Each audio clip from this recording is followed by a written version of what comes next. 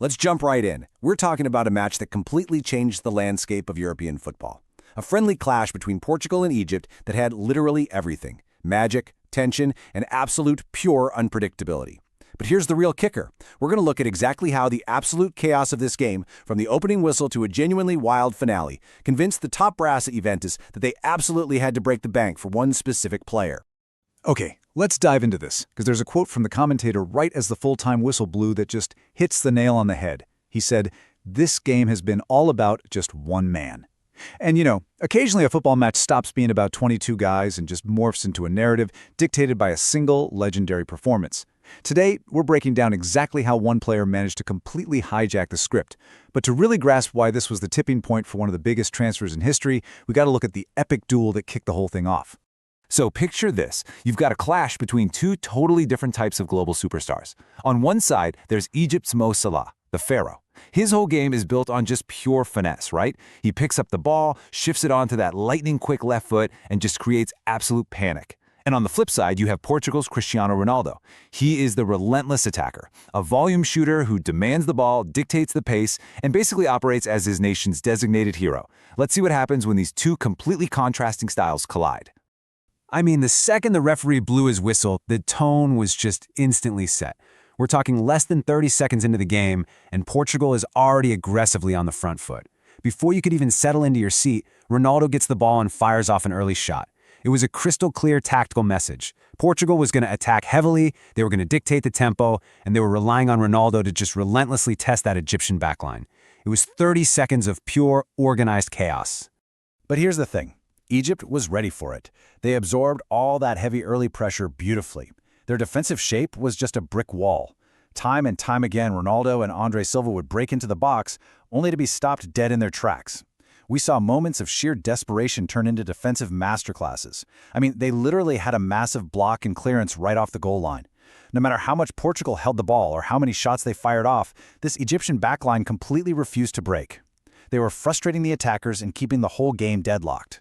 So having weathered that massive storm, the momentum naturally starts to shift. Enter the pharaoh of Egyptian football, Mo Salah. And you got to remember, at this specific moment in his career, the man literally could not stop scoring.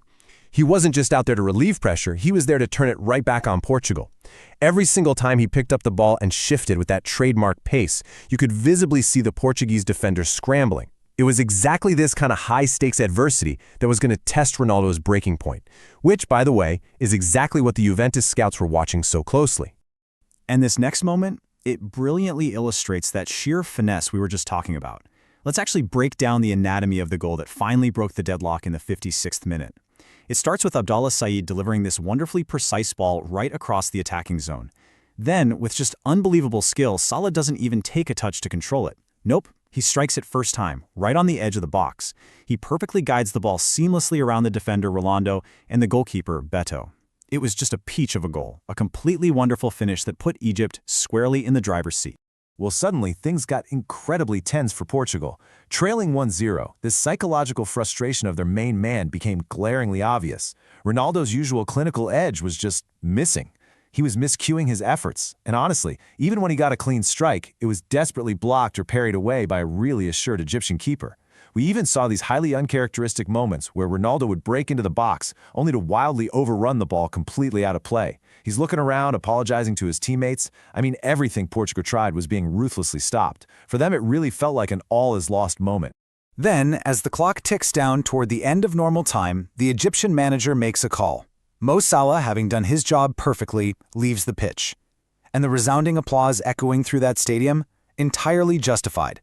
The fans were cheering what felt like an absolutely certain, famous victory. The Pharaoh had delivered, the defense had held firm against literally everything, and with only added time left, the story seemed completely wrapped up. Egypt had won the tactical battle, or so everyone thought. But this is where we really have to ask ourselves, what happens when a team staring down the barrel of a definitive loss with only minutes left desperately needs a hero?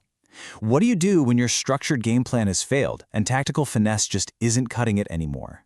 Well, you turn to your designated savior. The pace of the whole game was about to violently shift from a structured, tactical battle into a rapid, urgent, and incredibly dramatic climax.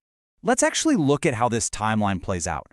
For almost 40 minutes after that 56th minute mark, Salah's beautiful goal was the defining moment of the match. But as we cross into 90-plus minutes, this frenetic, chaotic finale, the script gets completely tossed out the window. Within just a matter of moments, Ronaldo strikes. Not once, but twice, completely obliterating Egypt's hard-fought advantage. Let's break down exactly how those two late daggers actually happened.